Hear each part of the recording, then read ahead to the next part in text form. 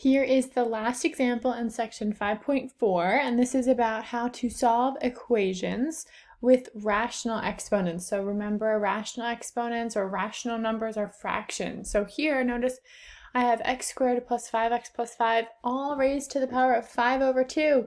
What the heck am I going to do? Oh, that rhymed. Sorry, guys. Didn't mean to. So now what we're going to do is we have to learn how to get rid of rational exponents. In order to get rid of rational exponents, we need to raise each side by the reciprocal of the exponent. Why does this work? Why am I going to do this? So notice, so what's the reciprocal of 5 over 2? 2 over 5, right? If I multiply my exponent by its reciprocal, notice I'm going to get 1, which is what I want. I want to get rid of my rational exponent. So I could have an exponent of 1. Actually, I'd want an exponent of 1 because I won't have an exponent anymore.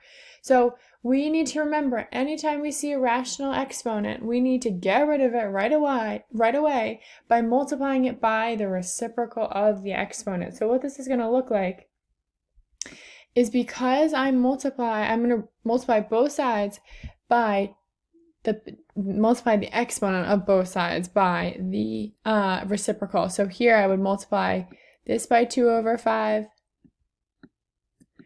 and the 1 by 2 over 5.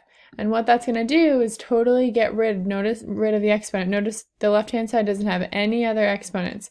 Equals 1 to the 2 over 5. It's 1 raised to 2 over 5. That's just going to leave me with 1. And then I can continue to solve this like normal. Get everything to one side, so I'm going to move that 1 over. I'll be left with x squared plus 5x plus 4 equals 0. How do I solve a quadratic? I'm going to factor it. Once I have my factored form, zero product property, and I have my two answers. They're both true. Look, I have check marks. I plug -1 and -4 back into my original, and they both are solutions. I have no extraneous solutions in this example.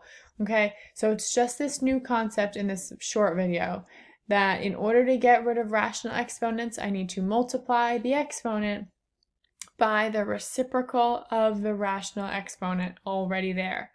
Okay, so you're going to see one like this in the try it section. Good luck, you guys got this. Awesome job. Now we're finished 5.4.